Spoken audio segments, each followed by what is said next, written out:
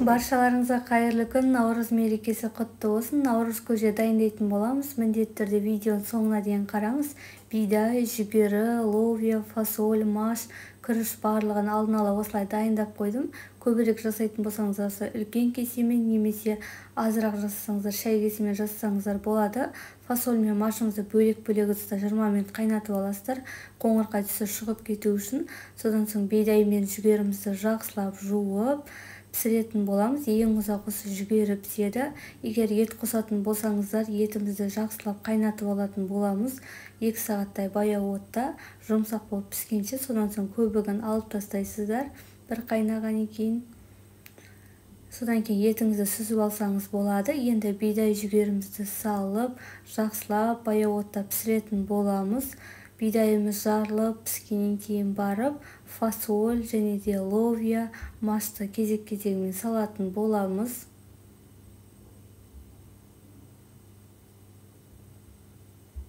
Барлығын салып, енді жақсылап араластырып алатын боламыз.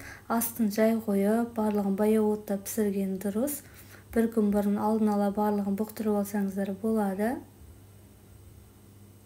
Енді бетін жауып, баяу отта пісіретін боламыз. Ең соңында осылай азырақ күріш салатын боламыз. Күріш езіліп кетпеу үшін 20 минут қалғанда салсаңыздар болады.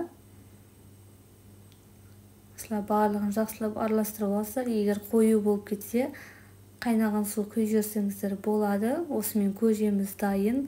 Барлығын бір ыдысқа құйып, жақсылап суытып алатын боламыз. Толықтай суыған кейін айранымызды әбден жақсылап суытып, сұйылтып, сұйық қылып құйған дұрыс. Дәміне қарай кішкене тұз қоссаңыздар болады. Енді айранымызды құйып, жақсылап араластыратын боламыз.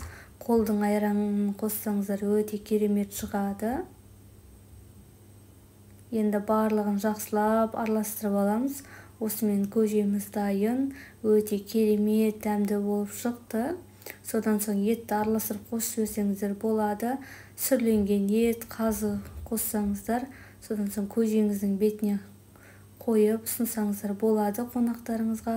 Осымен көжеміз дайын. Сіздерге видео ұнаса лайк басып, комментарий қалдырып кетіңіз. Сіздерде Наурыз мерекесі қалай тойланады жазып кетіңіздер. Біздің қаламыз осылай керемет дастархан жайылып, халықтың ұлттық тағамдары, ұлттық дәмдері көрсетілді. Наурыз көжені қалай дайындайсыздар? Комментарийға міндетті түрде жазып кетіңіздер.